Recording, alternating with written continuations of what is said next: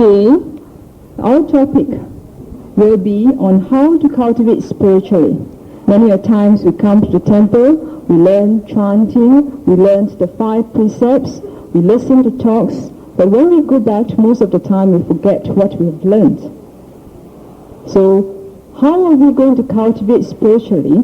Today we have a very well-known speaker, Mr. Goka King, who will be telling you all how to cultivate spiritually in our daily lives. And Mr. Goka King is a senior agency manager of AIA. He gives Dharma talks in universities and he practices meditation. He usually goes to San Francisco under Master Suan Hua for meditation, and a very experienced Dharma speaker and meditator as well. So we'd like to invite him to tell you more on how to cultivate spiritually. So without wasting much time, I'd like to call upon Mr. Goka King. Thank you.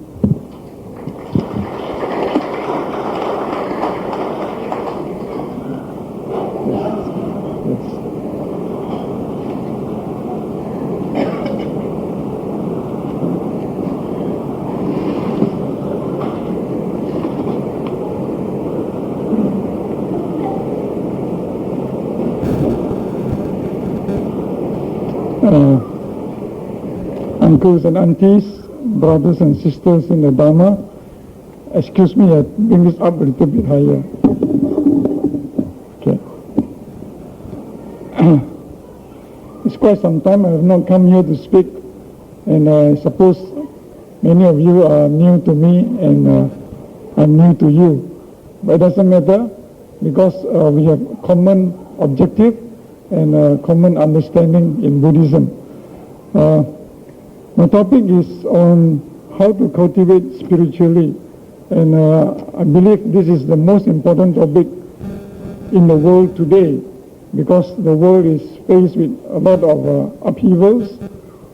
There's a lot of ups and downs, a lot of unhappiness everywhere.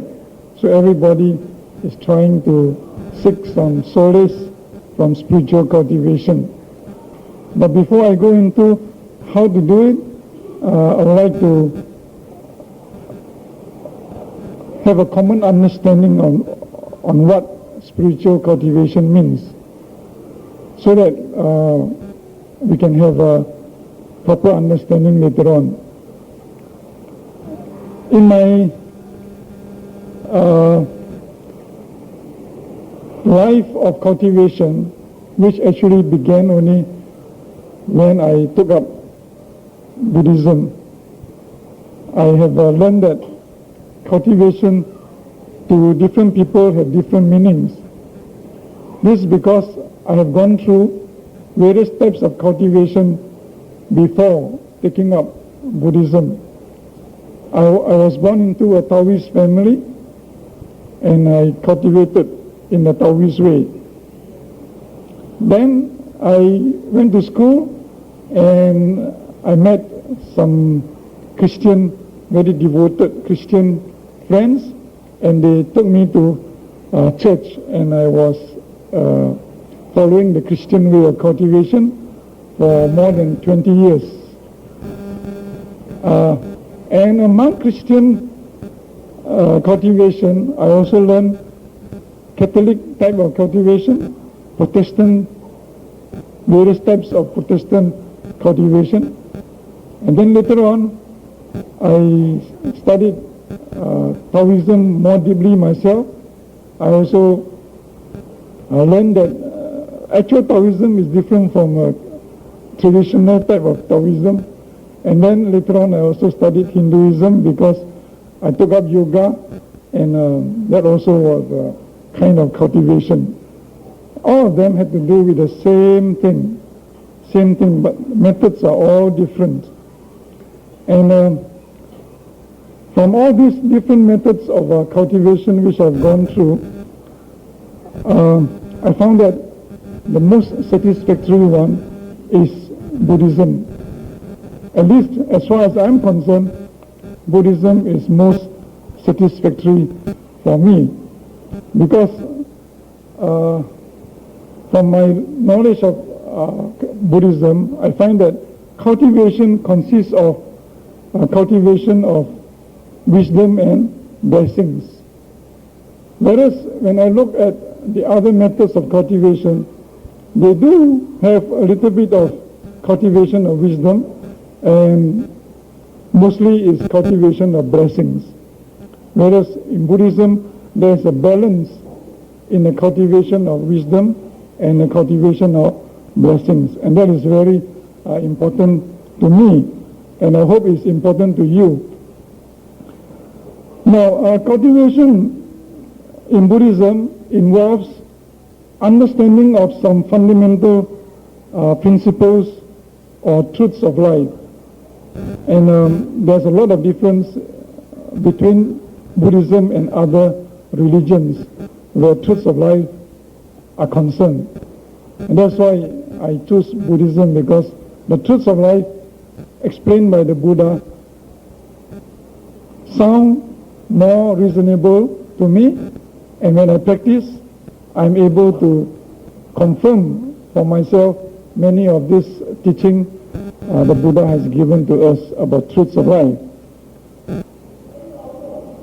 Buddhism also involves practicing certain actions, and practice is more important in Buddhism than understanding the truths of life. Other religions stress more understanding the truths of life rather than practicing. They stress belief and faith much more than practicing. And practicing forms the major part of cultivation in Buddhism. So after learning the truths of life, it's important for us to cultivate, to practice certain actions which I'm going to share with you afterwards, so that we'll be able to realize the truths of life our own self. The truths of life are not monopolized by anybody, and especially they are not monopolized by what is known as the creator being, which other religions always claim.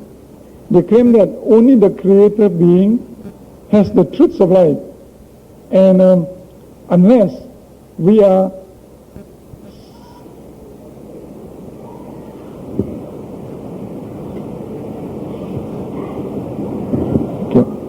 unless we are willing to subjugate ourselves to the Creator and to believe in Him wholeheartedly, we are not able to get the truths of life. And according to other religions, truths of life are revelations revealed by the Creator being. So there's a big difference between other religions and Buddhism. In Buddhism, we are told that we are not separate from the Creator. We are the Creator in our mind. The mind is the Creator, and we are also able to get the truths of life by cultivation. When we purify our mind, we will come to realize the truths of life ourselves.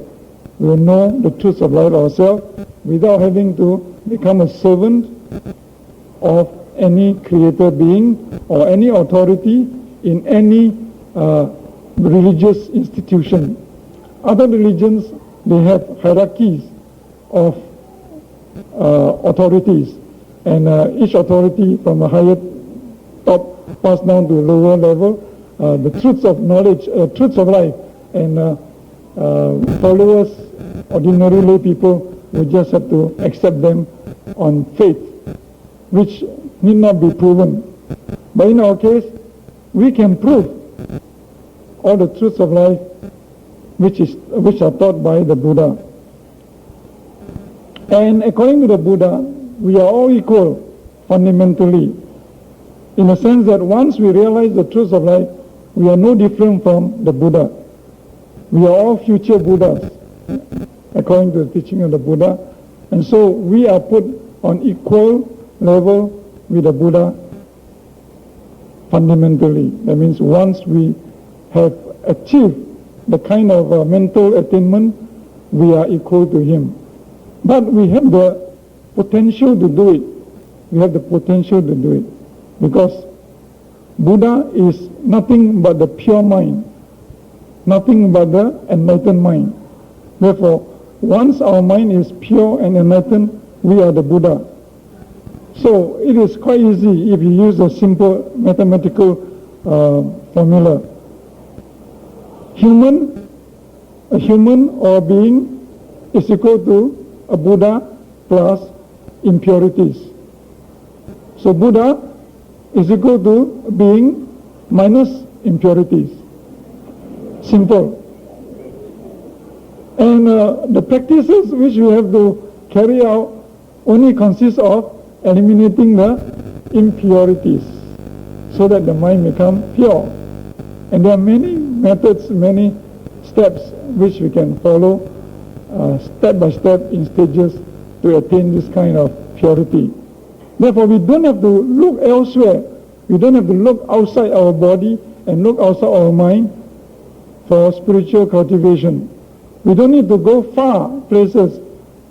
Although I like to go to San Francisco, it doesn't mean all people have to go far places to get cultivation. But I go to San Francisco not just for cultivation. I go there also for my other purposes, right? Cultivation happens to be along the way, see. So I also go there just as a part of my other activities that take me to America.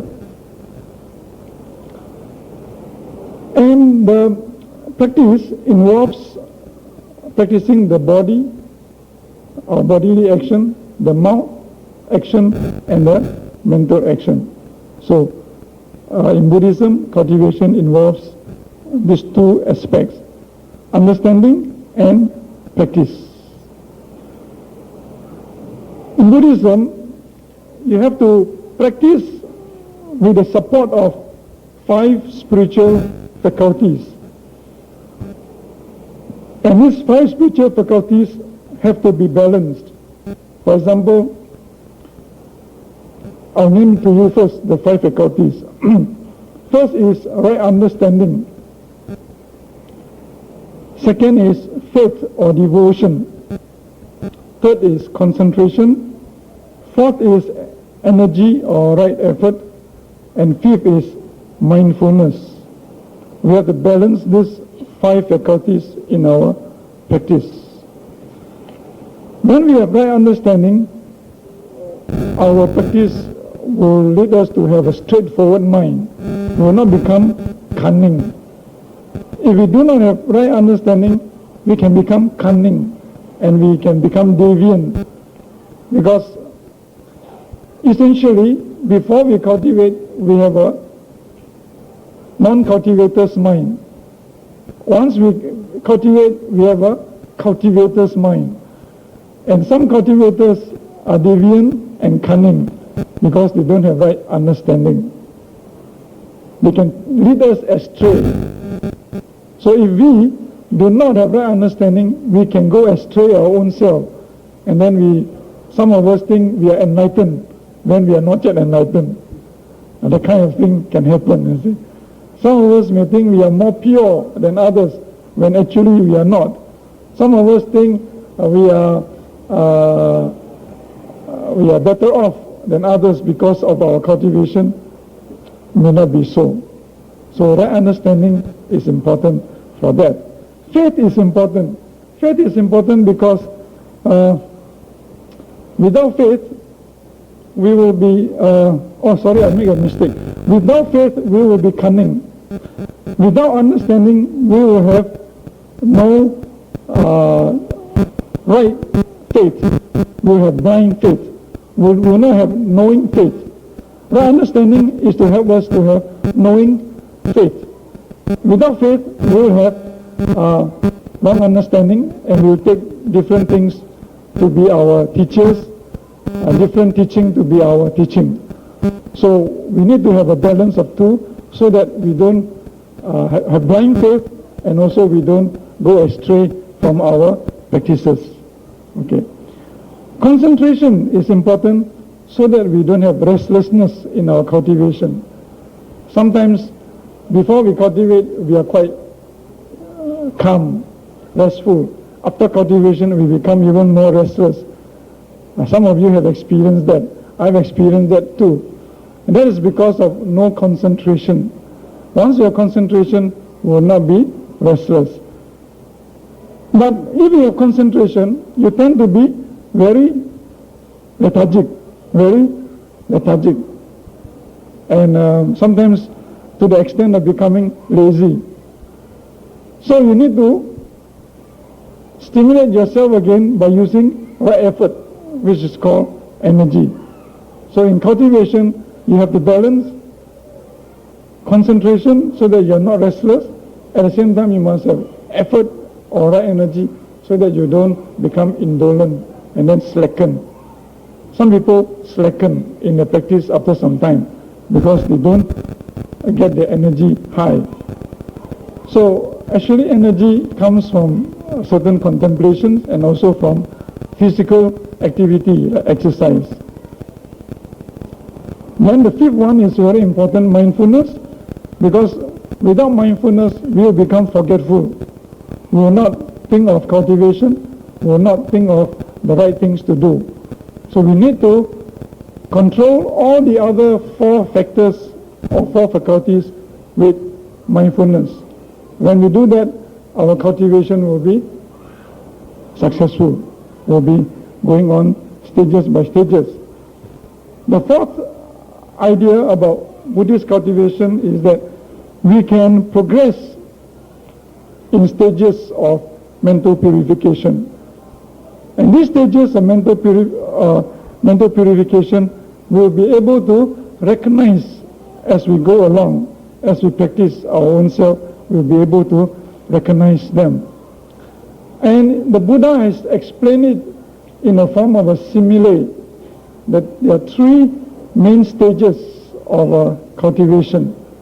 The first stage is like a very wet piece of wood which is floating in water.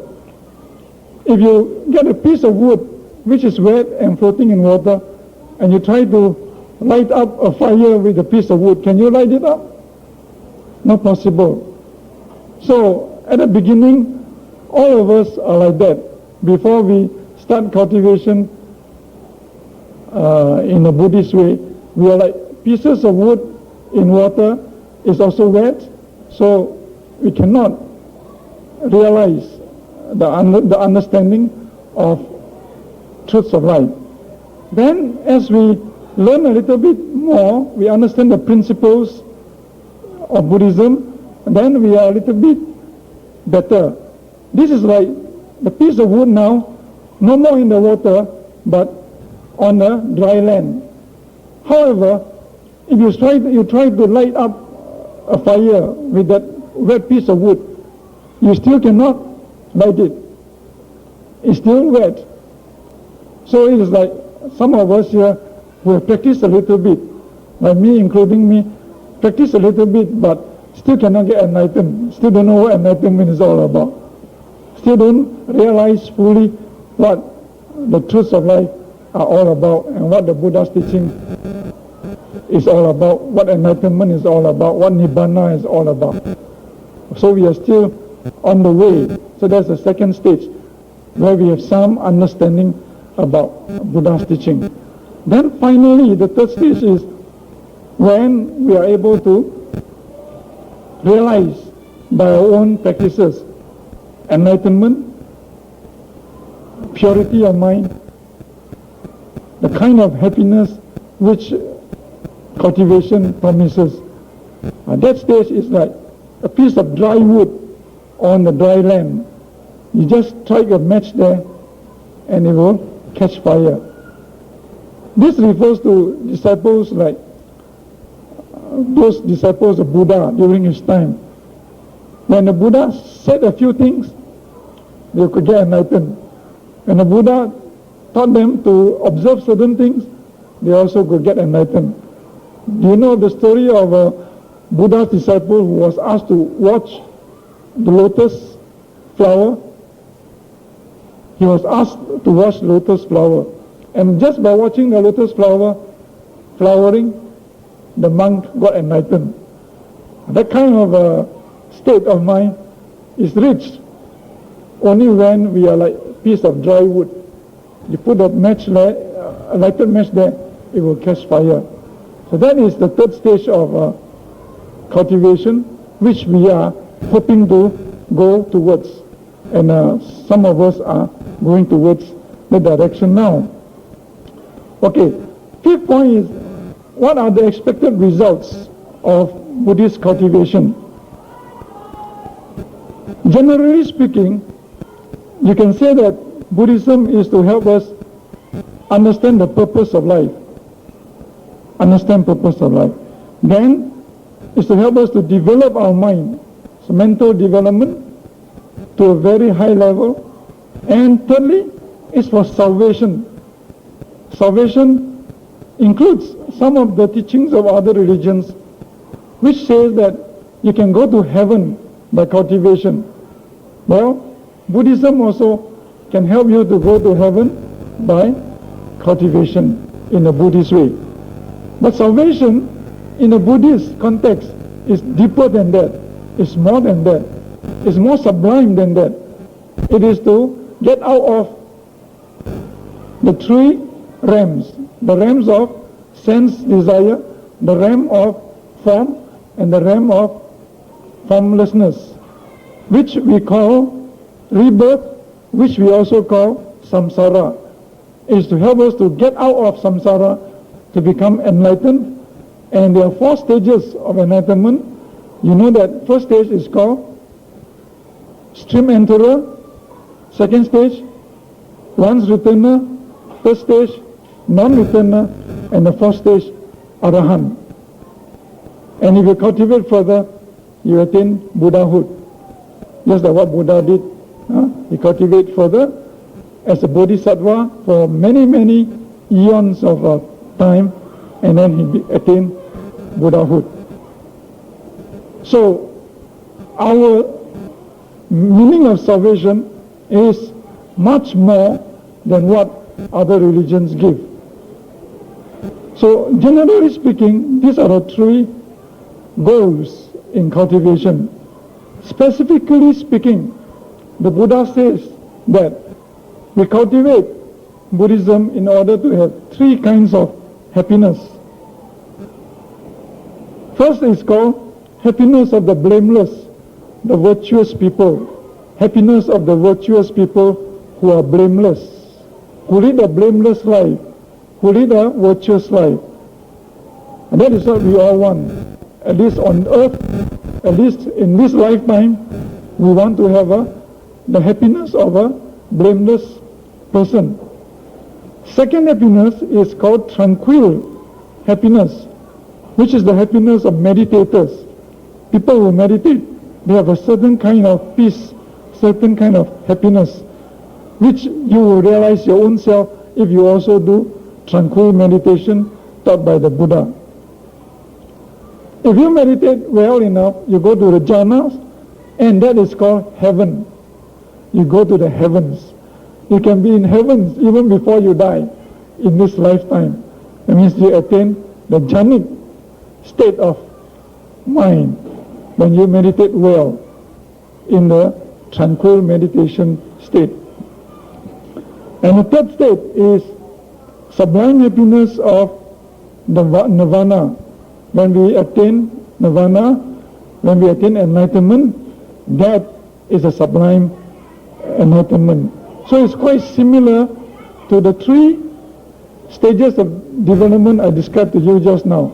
The wet wood in the water, like most of us here, the dry wood on land, like some of us here, and the wet wood on land, like some of us here, and dry wood on land, like some enlightened beings. Those who are already enlightened, and also some people who are near enlightenment in this lifetime. The Buddha says you can be enlightened even in this lifetime if you follow the ways of cultivation. During Buddha's time, the Buddha one day went to get food Buddha used to get food by begging, right? This begging method is to enable the lay people to do blessing themselves. When you give dana, when you give food to the Buddha and his disciples, the monks, you are actually cultivating blessing. So Buddha and his disciples used to get food by going from house to house to bless. One day he went to a rich farmer's house to beg for food, because that day the rich farmer was distributing food to his workers. And this farmer was not a Buddhist, he was a Brahmin. Brahmin means a Hindu, and he did not believe in the Buddha's teaching, he did not believe in the Buddha, he did not believe in the Buddha's disciple. But Buddha still went to get food from him, because Buddha, using his psychic power, realized that this man was ready for conversion, for bringing into Buddhism. So Buddha went there and asked for food. And the man at first refused to give Buddha food.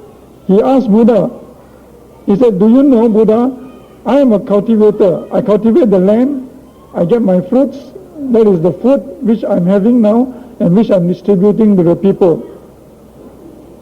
You are not a cultivator, you don't cultivate land, you don't prepare food your own self. How can I give you food?" The Buddha said, "Well, layman, I'm going to tell you that I am also a cultivator, although I cultivate in a different way." So the Buddha gave us the meaning of cultivation very well, and I'm going to share with you what the Buddha said about his cultivation. Now he says that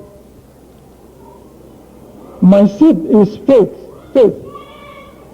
When you cultivate, you must have seed, right? You plant seed. Buddha says his seed is faith. Faithfulness, faith. I talked about faith just now. So you must have faith in order to cultivate. You must have faith in the Buddha, you must have faith in the Dharma, you must have faith in the Sangha before you can cultivate Buddhism properly and successfully. So Buddha said, my seed is faith, my rain is control. So the rain which is necessary for cultivation, he has self-control. Self-control is the rain which is known by the ordinary farmer. My plow and yoke are understanding. So understanding is his plow and yoke. My pole is conscience. Mind is my tie, and mindfulness my shoe and goad. Guarded in body as in speech, and modest in the use of food. Truth is the reaping that I do. What is the fruit that the Buddha reaps? Truth. Truth of life is the reaping, not vegetables, not food that the farmer reaps. Forbearance, my unharnessing. My harnessed ox is energy, which draws on to surcease of bondage, going to where no sorrow is, and never turning back again. Such is the plowing that I do. It has the deathless. Deathless is nirvana or nirvana, is enlightenment, is the enlightened mind. For its fruit, who does this plowing will be free from every kind of suffering. So cultivation, as I've explained, is like that. Is to free you from suffering, is to give you happiness, which are three kinds. And that is what cultivation is all about. So spiritual development is actually one of the 6 aspects of our life. The first aspect is financial aspect, or also known as material aspect, which is diametrically opposite to spiritual development, but also at the same time is included in spiritual development, because we cannot separate our cultivation spiritually from material life. We have to incorporate our material life into spiritual cultivation. So the first aspect is money. We have to make money so that we can use the money to support ourselves and support other people. Then we have social aspect of our life, whereby we make friends, we have helpers, and we also help other people. Then we have family life to take care of. We also have to set up a family and look after our family. For those of us who want to set up families, it doesn't mean we have to. If we have family, then we have to take care of the family life too. Physical is the health. We have to take care of our health. Number 5 is intellectual, logic, thinking. All this is intellectual. And then spiritual, which is also mental. So we have intellectual and spiritual, both of which are included as mental development. So we have 6 areas of life to develop, and spiritual aspect is one of the 6 areas, and it is the most important area because it will enable us to have success in all the other 5 areas. If we do not cultivate spiritually, then we will not be able to succeed in all the other areas of life. That's why some people, they may make a lot of money in life. They may have a lot of friends in life. They may have a lot of knowledge in life. Yet, they are very lonely, unhappy, and they feel very empty inside. Have you come across people like that? Have you read stories about people like that? Have you read actual happenings of people who commit suicide because of that? Have you read of people who are very highly educated and then they become robbers, become kidnappers, then they get shot finally? Have you read about that recently? Just a few days ago, a physics graduate. These are the people who have left out spiritual development in their life. Now I want to ask you a question. What is the purpose of life in your own understanding?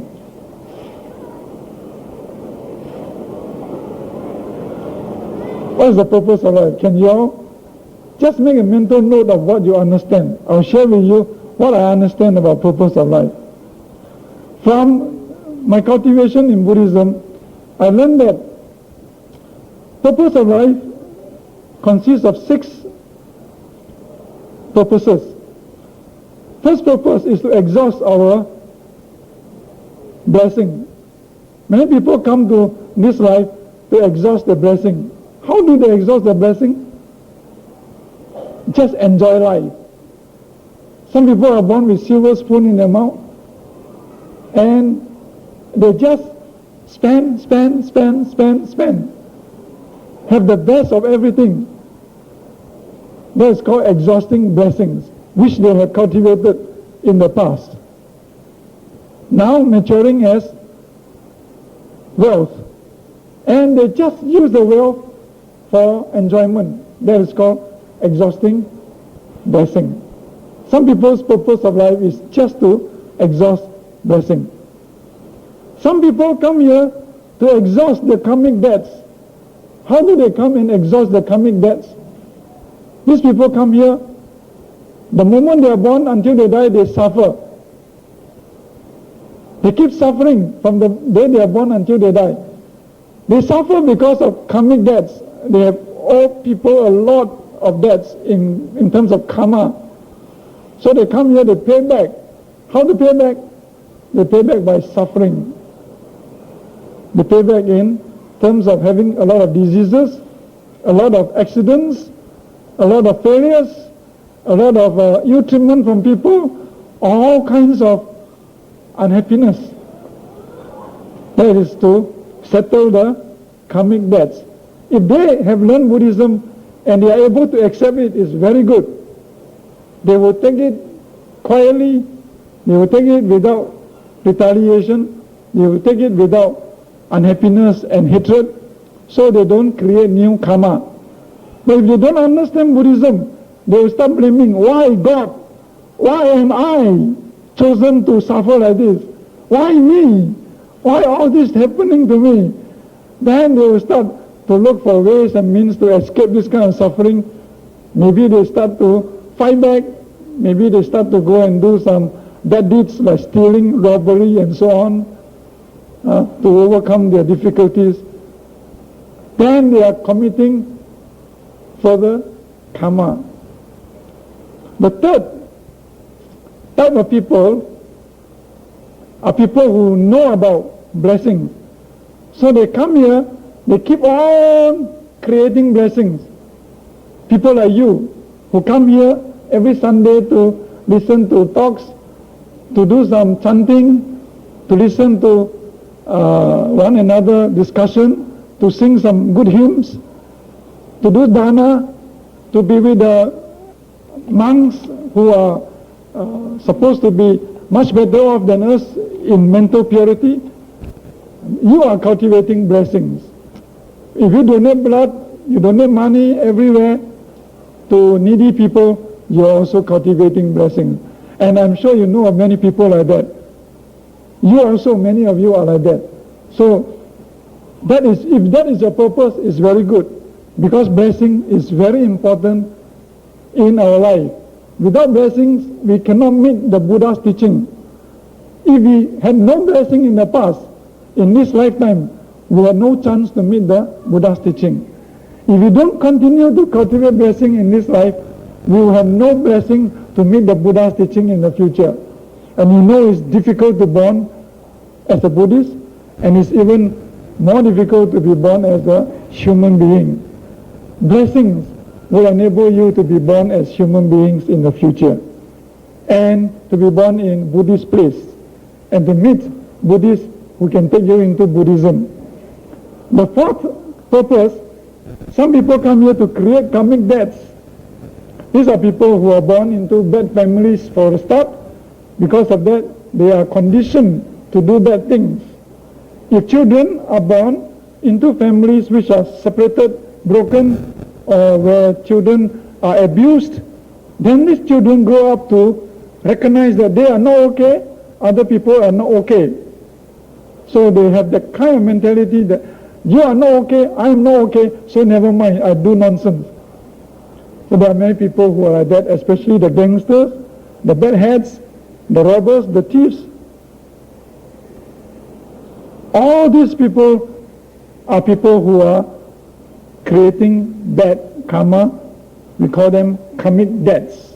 And they have to pay back heavily in the future lives. Fifth purpose is to cultivate wisdom. Wisdom is already in us. Just like the sun in the sky is already there. But how is it that some people do not manifest wisdom? How is it that people don't think in a wise way, don't act in a wise way? It's just like the sun hidden by clouds. If the sun is hidden by clouds, can you see the sunlight? Can you see the sun? You cannot. So our mind, if it is covered with a lot of impurities, it's like the pure mind, which is the sun, covered by the clouds. So we need to remove the cloud before the sun can shine out. Similarly, we need to remove our impurities before our wisdom can come out.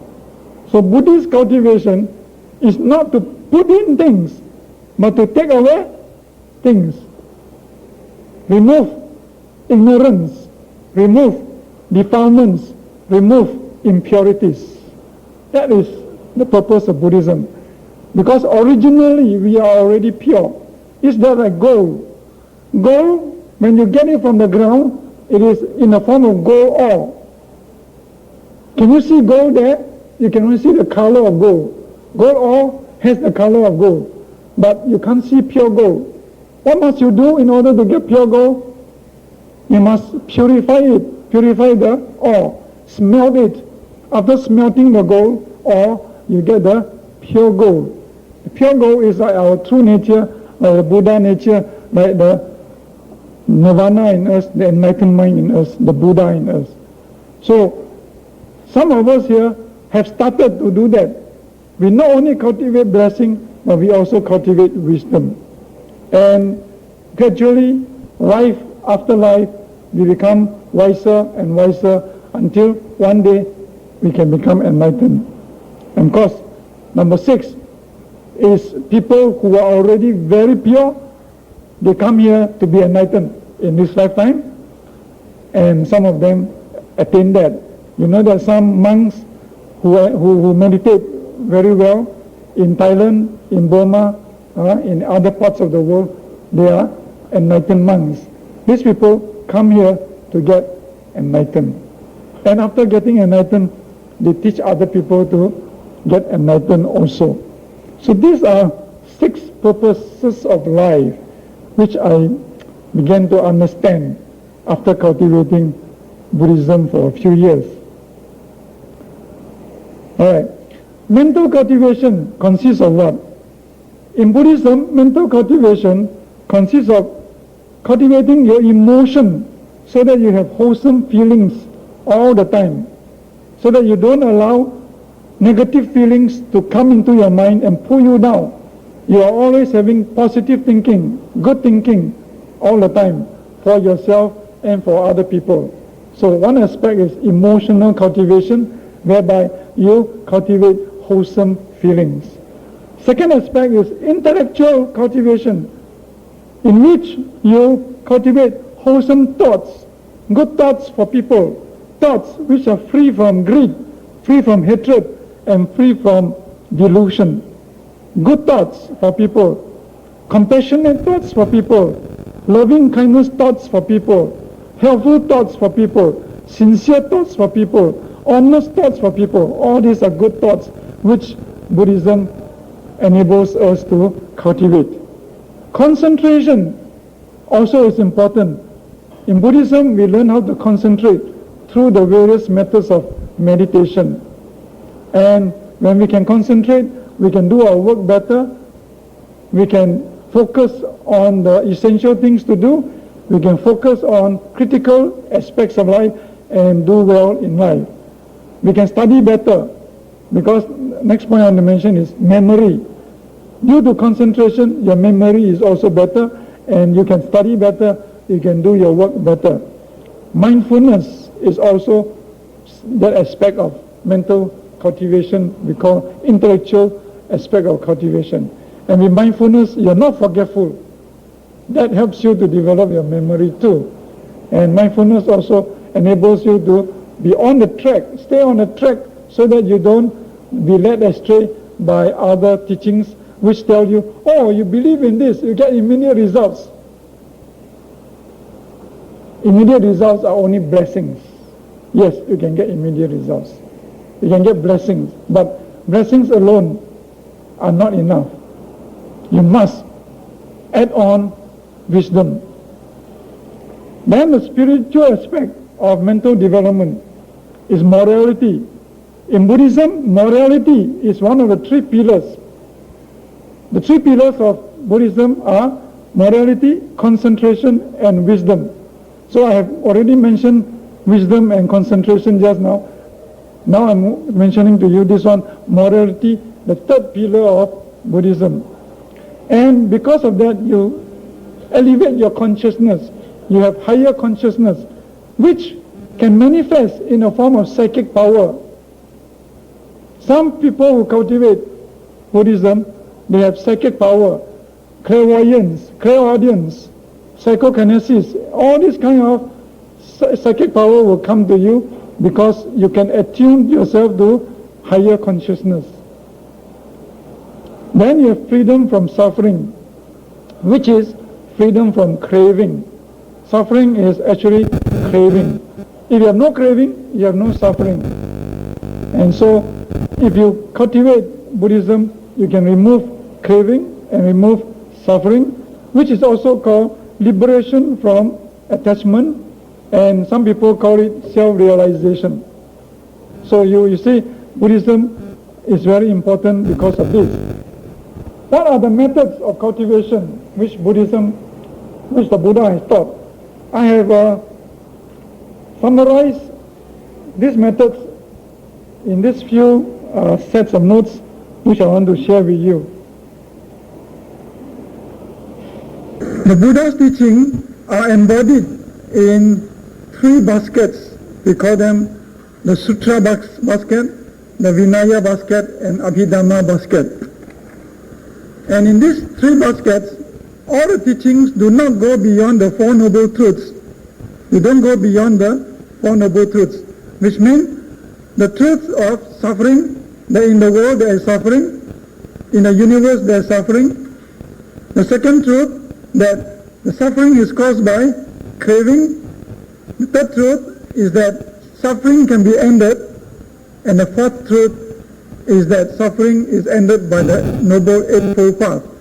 Therefore, methods of cultivation of the Buddha, generally speaking, do not go beyond the Noble Eightfold Path, which is found in the notes I've given to you, which consists of right thought, right understanding, right mindfulness, right concentration, right speech, right action, right effort, and right livelihood. And how do we translate this Eightfold Path into practices?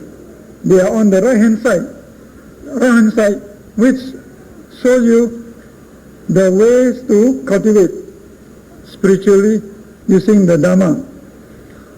Right thought and right understanding are the foundation for your practice. Once you have the right thought and the right understanding, then you can go on to the right mindfulness, right concentration, speech, action, effort, and livelihood. Right thought means thought without greed, hatred, and delusion. Understanding means understanding the 4 Noble Truths. Also understanding the 5 aggregates, namely form, feeling, perception, formations, and consciousness. These 5 aggregates make up our self. The self is made up of mind and body. The mind consists of feelings, thoughts, mental formations, and consciousness. And the body is form. So you have form and the 4 mental factors put together, we call the human being. We have to understand that all these 5 aggregates which make up the human being are impermanent. They keep on changing, and because of that we suffer, because one day we are healthy, one day we are sick. So this kind of change. One day we are prosperous, one day we are poor. This kind of changes make us suffer. And also these 5 aggregates don't have a self, which other religions believe there is a self. In a human being, they call it the soul. They call it the permanent soul. And the permanent soul will either suffer permanent hell or enjoy permanent happiness in heaven. Now in our case, we believe that the self is not a true self and the self is not permanent. Therefore, it doesn't have to undergo permanent suffering and it will not undergo permanent happiness until we reach enlightenment. Then we have bliss of nirvana, which is truly eternal. Truly eternal bliss is enlightened mind. When you have enlightened mind, you have that eternal bliss. And that is connected with impermanence. You cannot believe there's a permanent self. If you believe in a permanent self, you cannot cultivate Buddhism properly. If you know that yourself is not permanent and there's no self, then you can cultivate Buddhism successfully and go stage by stage until you are enlightened. Otherwise, enlightenment will be hindered. Understanding that all existence consists of the 18 sense realms. 18 sense realms consist of what? Your 6 senses.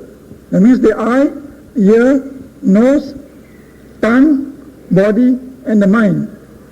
These 6 senses, sense organs, have contact with 6 sense objects. The eye with the form, the ear with sound, the nose with smell, the tongue with taste, the body with touch, and the mind with thoughts, which are known as mental factors or mental dharmas. Because of the contact between the organ and the form, a consciousness is formed in the mind. If there's no eye, even though there is an eye object, there's no eye consciousness. Is that correct? If there is the eye but no object, there is also no form consciousness. Similarly with sound, similarly with smell, with taste, touch, and thoughts and feelings. So existence consists of only these 18 sense realms, nothing more than these 18 sense realms. Therefore they are really unreal. They can be described as the 5 aggregates. Form is like foam. When you bathe with foam, the foam looks real, but actually it is empty inside, nothing inside. Form. Feeling is like bubble. Bubble comes up, hop, then disappears. Feeling is like that. Hop, comes up, disappears. Your thought is like a mirage. When you see something in the desert, you go there, you find it's no more there. It's like a mirage. It's also like the image in your mirror. Looks like something is there, but actually there's nothing. It's a mirage. Mental formation is the banana tree trunk. The banana tree trunk or the onion, they look solid, but when you peel one layer after another, in the center, nothing also. And consciousness is the magic show. Magic shows are very real, look real, but it's all illusion. So 18 sense realms, they form the 5 aggregates, and actually they are nothing. So this you must understand before you can cultivate Buddhism successfully and accurately. Understanding the karma is mind-made and can be changed by the mind. We know that our karma is made by our mind, and therefore we can also change it with our mind. If we change our mind from bad to good, we are changing our karma from bad to good. If we change our mind from good to bad, we are changing our karma from good to bad. Therefore, you must take the choice of changing the mind from bad to good, and then you are able to cultivate Buddhism successfully. Therefore, this is a basic requirement for spiritual cultivation in Buddhism. Without this basic requirement, you cannot cultivate because you don't have wisdom. If you have this basic understanding, that means to say you have wisdom. And if you have wisdom, you can cultivate correctly. Therefore, it's the basic requirement. Next, we go to right mindfulness and right concentration. Paying respect to Buddhas and Bodhisattvas is to help us remove our delusion. For example, when we come to the shrine room, we bow to the Buddhas, and some of us who practice Mahayana Buddhism, like me, I practice Mahayana Buddhism, I also bow to Bodhisattvas like Maitreya Bodhisattva, who is the future Buddha. I also bow to Kuan Yin Bodhisattva. When we bow, we are actually removing our delusion. We know that there are many Buddhas in the universe and there are many Bodhisattvas in the universe.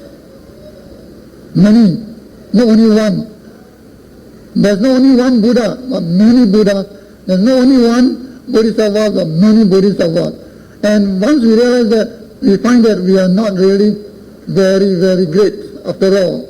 There are greater beings than us, whom we can emulate and by whom we can become one day, if we can practice the way they practice.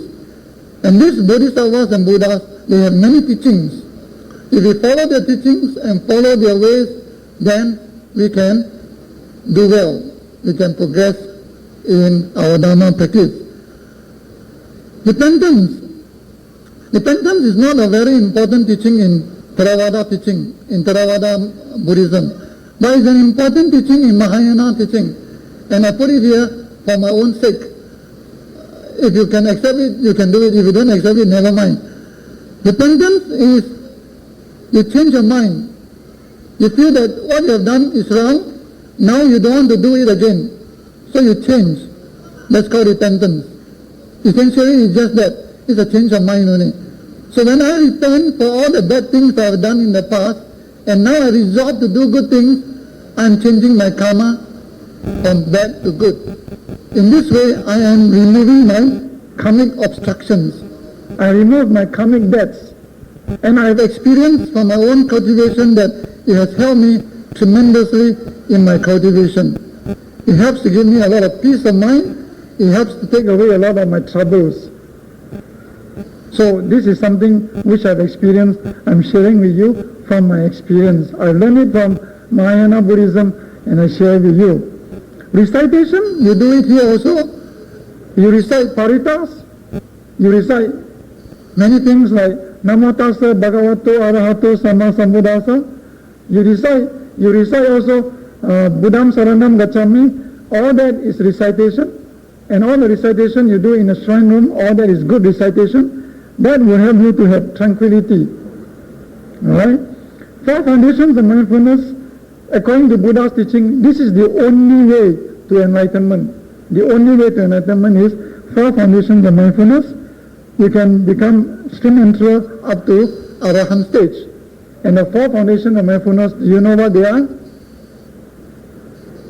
Mindful that body is impure, mindful the feelings are suffering, mindful the mind is impermanent, mindful that you have no self. There is no self. These are the 4 foundations of mindfulness, which are, some of them are listed in the wisdom area. So if you are mindful all the time of these 4 foundations of mindfulness, you can progress to Arahantship. 4 limitables are the 4 Brahma Viharas: loving kindness, compassion, sympathetic joy, and equanimity. Now I give you a bird's eye view so that you go and investigate further and you practice further your own self. There's a lot to practice if you want to practice, but if I were you, I would choose one important practice and then stick to it, go deep. The others I still will practice, but just on the surface. That means I'll practice extensively to know all about Buddha's teaching, and also intensively. Just like I go and get a basic degree first, BA or BSc, to have an extensive understanding of Buddhism. Then I go for PhD in one aspect of the subject I'm learning. Go deep into it. This way your cultivation will progress well. And a combination of 4 foundations of mindfulness with the 4 inimitables is very good. This combination of these 2 is very good, because 4 foundations of mindfulness will help you to be withdrawn. Go inside. 4 inimitables help you to come out again. So you'll be able to have a balance of inward cultivation and outward cultivation. You can, like a flower, like the lotus flower, you can stay in muddy water, yet you are pure. When you combine these 2, you can be like the lotus flower, be among the impure and be pure your own self. You don't have to avoid the world. You don't have to avoid the world. That is what many people don't want to do nowadays. They don't want to become monks to avoid the world. It's okay. You don't have to become monks if you don't want to be. If you practice these 2, then you can practice well. So if you have a combination of these 2, it's very good. Mindfulness of breathing is very useful because you are breathing everywhere. You can take it with you anywhere. You can practice it anywhere. So this is my basic practice. I practice mindfulness of breathing every day, all the time. And even my meditation is using mindfulness of breathing. And mindfulness of breathing also can take you to enlightenment. So it's a very safe and very easy method of cultivation, mindfulness of breathing. Right speech, right action, right effort and livelihood can be interpreted to mean take refuge in Triple Gem. This is to establish yourself in cultivation of Buddhism. Every day you chant Buddham Saranam Gacchami, Dhammam Saranam Gacchami, Sangham Saranam Gacchami. Every morning you do that at your altar once. At night, do that once at your altar. So every morning you take refuge, every night before you sleep you take refuge. That is very, very good. That will establish you in Buddhism and will not lead you astray.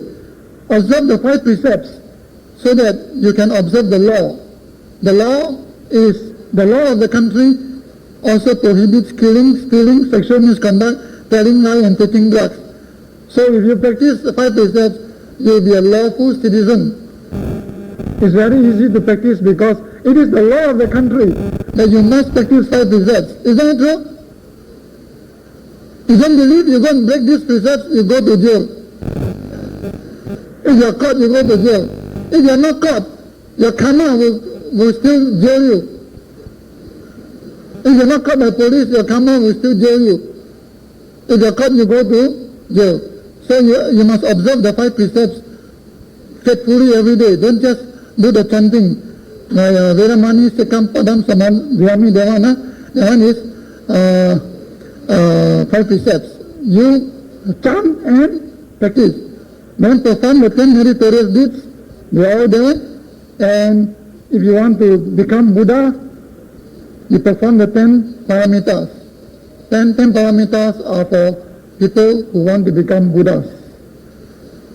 Noble Eightfold Path is again elaborated on the 2nd page. I don't have to go through again. It's very simple. I will explain them to you. And blessings. Every Sunday, I believe, you also chant at the shrine room, Mahamangala Sutta. And also whenever there's any blessing by our monks here, normally they also chant the Mahamangala Sutta. And in the English translation, it means all that. It means a teaching of the highest blessings in life. And most of these things I've already mentioned to you just now. And they are easy to practice. What I'm saying today to you is that Buddhism is a very sublime method of spiritual cultivation. Although it is sublime, it is within our ability to practice. It is very simple because it deals with our body, our mouth, and our mind. It doesn't need any external aid, any external authority, or any external direction to cultivate except the Buddha's teaching, except the Buddha's Eightfold Path. And this Eightfold Path I have shown to you is not difficult to understand, not difficult to remember, and not difficult to practice.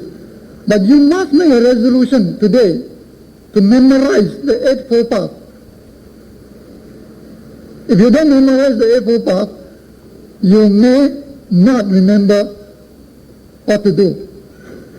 So the first thing to do is to memorize the Eightfold Path and then do one after another.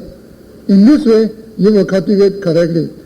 Of course, even though you cultivate correctly, people will still criticize you. During Buddha's time, somebody also criticized him. And he answered the criticism in a very nice manner. One Brahmin criticized the Buddha according to his Buddha for his teaching and for his practice. He said the Buddha is lacking in taste. He said Buddha has no taste at all. Many people nowadays will also want to attack you and say, you Buddhists have no taste at all. He said the Buddha has no sense of values. Many people also say Buddhists have no sense of value. Is it correct? Other religions, many people would like to say that. He also said the Buddha teaches there is no ought to be. That means there's abstention from doing things. He said Buddha teaches you to abstain from doing things. Negative. He said you are negative. Buddhists are negative. You abstain from doing things. Particularly they hit at you because of the 5 precepts. Then he said the Buddha teaches destruction, extinction. He also said the Buddha is very fastidious. So people may say you Buddhists are very fastidious. And he said Buddha lead people away. Particularly, they say, do not leave people away from the home. Right? No people leave home. He also said the Buddha is mortifier. Mortifier is something like a destroyer, like that, mortifier. And number 8, he said the Buddha has missed his rebirth. Buddha has missed his rebirth. Okay, the Buddha answers in this way. He says, all that you have said is correct, only if it is like that. The first thing is, if you say I'm lacking in taste for visible things, for sounds, for odors, for flavor, and for tangible, you are correct. Otherwise, what you say is wrong. So the Buddha does not refute him, but tell him the right thing. The Buddha teaches him to be without taste for all these unnecessary things. Isn't it a good teaching? The Buddha did not refute him, did not argue with him. The Buddha said, what you say is correct, provided you mean I have no taste in form, sound, smell, taste, touch, and ideas. So that is the Buddha's answer. Number 2, he said, you are correct to say I have no sense of value, provided you mean I have no sense of values in visible forms, sounds, odors, flavors, tangibles, which are the same as just those other things mentioned just now. That means to say, we don't get attached to all the things of the 18 sense realms. We don't get attached to the 5 aggregates. And that is the meaning. But it doesn't mean we cannot use them. We can use all these 5 aggregates to our benefit, but don't get attached to them. And that's what the Buddha said. He said, I teach people to avoid what? Avoid wrong bodily, verbal, and mental action, which will bring you loss. If you mean that, you're correct. I teach you to avoid wrong things. Then he said, you say I teach extinction. Yes, I teach extinction of greed, hatred, and delusion. That's correct. No other kind of extinction. Extinction of greed, hatred, and delusion. He said, you say I am fastidious. Yes, I am fastidious about wrong body action, I am fastidious about wrong verbal action, and I am fastidious about mental actions, which will bring you bad results. If you mean that, you're correct. And he said, I lead people away. No, I lead people away from greed, hatred, and delusion. If you mean that, you're correct. He said, you say I'm a mortifier. Yes, I'm a mortifier in that wrong body, verbal, and mental acts are evil, unprofitable things to be modified. Modify means to remove, to subdue.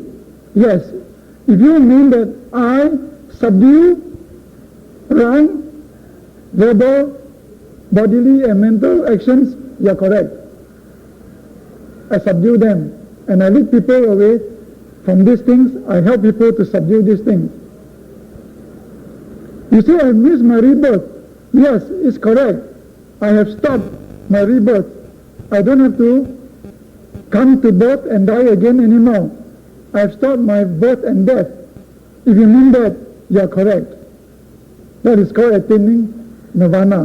When you attain nirvana, you don't need to be reborn again and go through all the sufferings of a being. So, spiritual cultivation, as I said, has different meanings to different people. As Buddhists, we must have this kind of understanding of spiritual development, and we must be willing to accept this kind of spiritual development before we can succeed in it.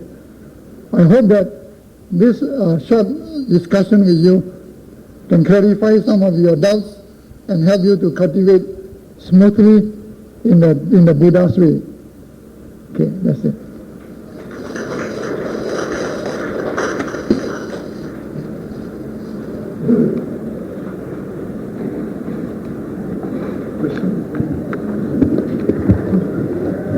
Thank you, Mr. Go, for giving us his talk. But do you have any questions that you'd like to ask? Any doubts? So we're very fortunate today to have Mr. Go here with us to feed us with all sorts of good food for our mind and for our practices. So any questions and any doubts that you'd like to clarify? It's a good chance for you to ask now. Any questions?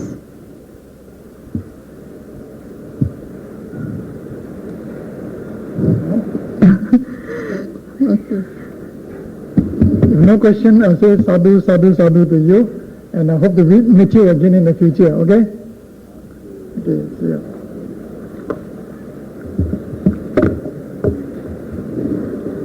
So thank you, Mr. Go. And so Mr. Go has kindly given us these printed copies, which I think it is very important. Some important methods for spiritual cultivation, which I feel it is very useful. I hope you will not throw it away, and try to read through every one of them, and hope that you could take it back and perhaps practice one or two, and then from there you cultivate till the tree, the top of the tree where you have wisdom. From discipline upwards to concentration and then wisdom. Perhaps if you find that it's difficult, perhaps you could just try by cultivating one of the 5 precepts. At least the 5 precepts. You feel that it is very difficult to reach the top, you try to cultivate one of the 5 precepts. Then from there perhaps you could proceed until finally wisdom, right thought and right understanding. So like you say, the Noble Eightfold Path is very important and everybody has to know about it. And of course, the last one, the Mahamangala Sutta, the highest blessings, which will bring you a lot of happiness, that is also very important. Please take note of that and bring them back and cultivate them. Don't bring them back and throw it away. So, there's an announcement here. All those who have taken the donation forms from the BMS